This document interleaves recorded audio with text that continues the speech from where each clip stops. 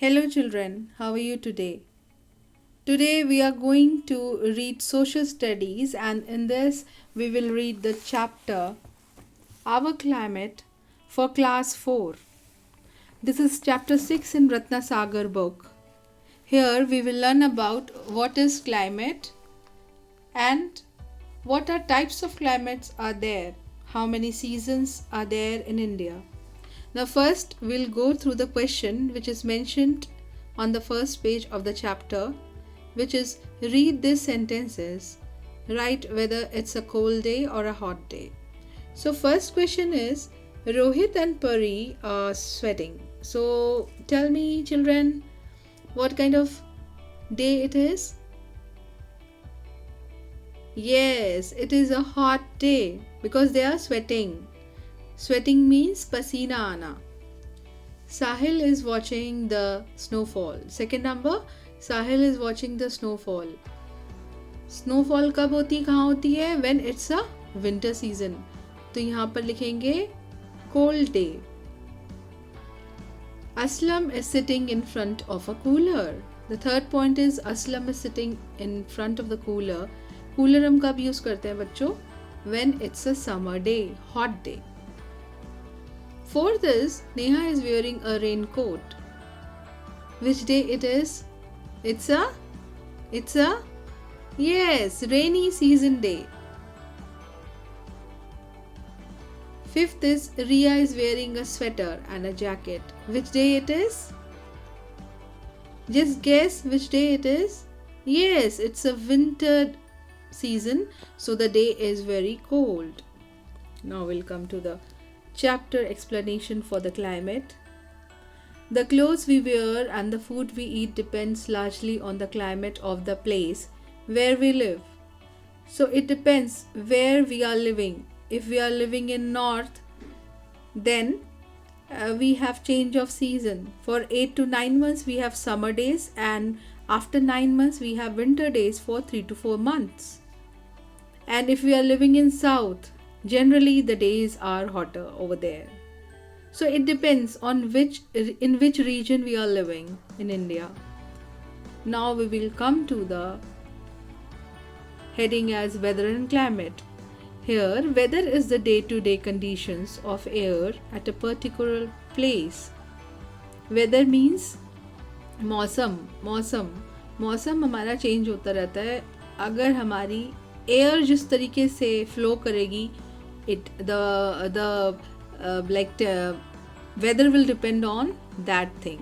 Okay, air से ही सब कुछ decide होता है. It can be described as sunny, cloudy, rainy, windy or foggy day. On the other hand, the climate of a place is the pattern of weather conditions.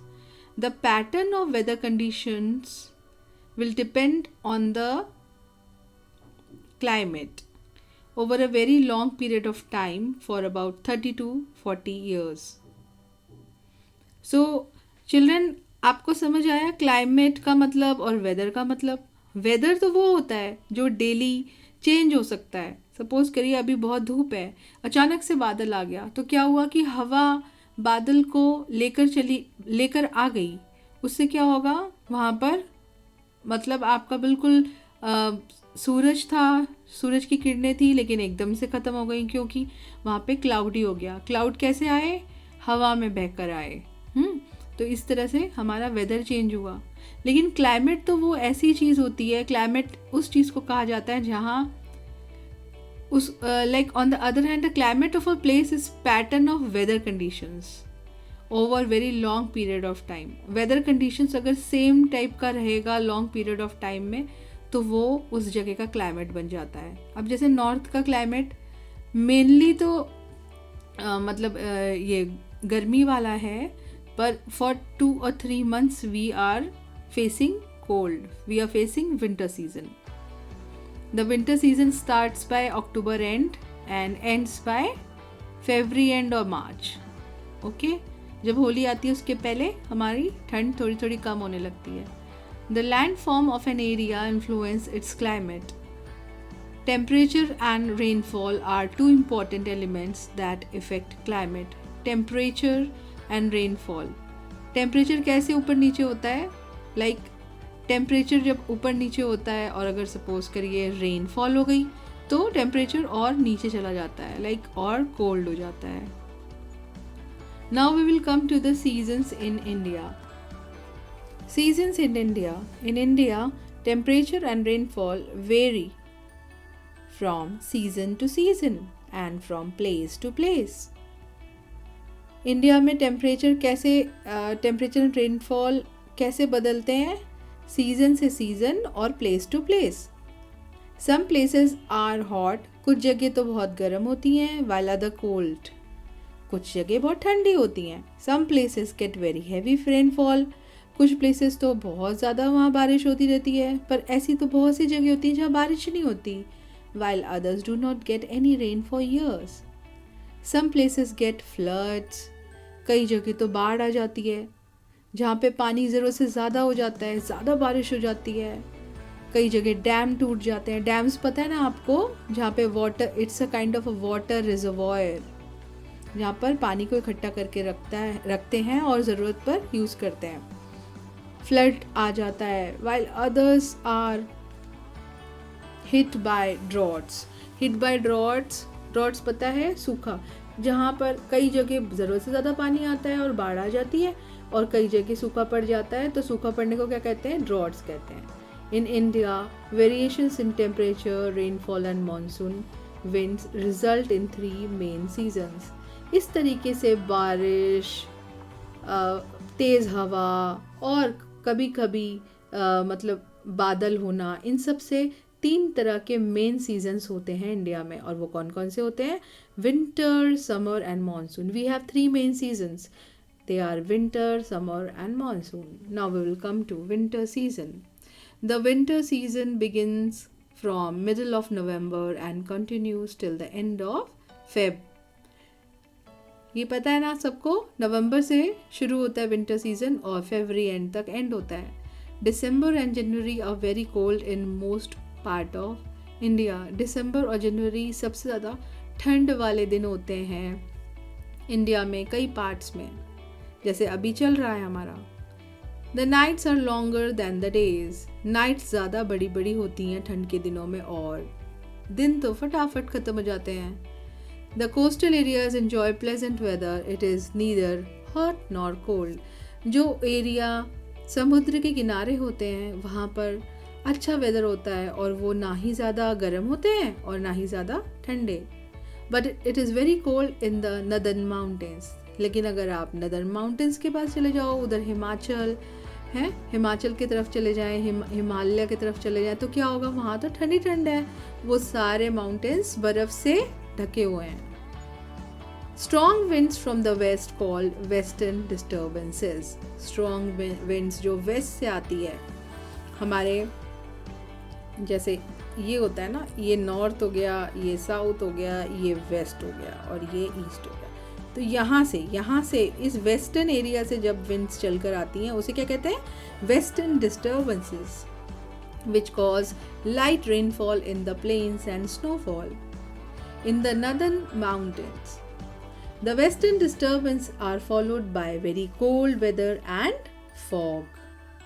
बहुत ठंडा मौसम हो जाता है वेस्टर्न डिस्टर्बेंसेस से, और क्या आ जाता है? फॉग. बहुत ज़्यादा फॉग हो जाती है. A major part of India remains dry during this season. ज़्यादातर तो इस सीज़न में बाकी पार्ट ऑफ इंडिया बिल्कुल ही सूखा रहता है. The coast of Tamil Nadu is an exception. लेकिन तमिलनाडु में सूखा नहीं रहता है. It gets heavy rainfall during this time. उस एरिया में रेनफॉल होता है पर और सब जगह ड्राई होता है.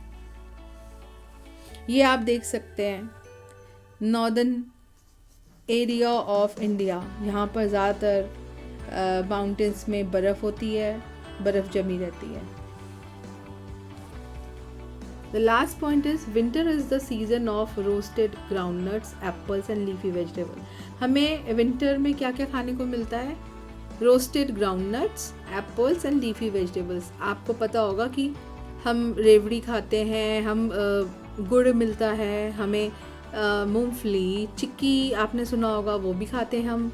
एप्पल्स बहुत मिलते हैं तो हम एप्पल्स भी खा सकते हैं विंटर में, और लीफी वेजिटेबल की तो बात ही मत करिए, वो तो बहुत ज़्यादा अच्छे से मिलती है विंटर्स में। मैक्सिमम वेजिटेबल्स हम ग्रैब कर सकते हैं.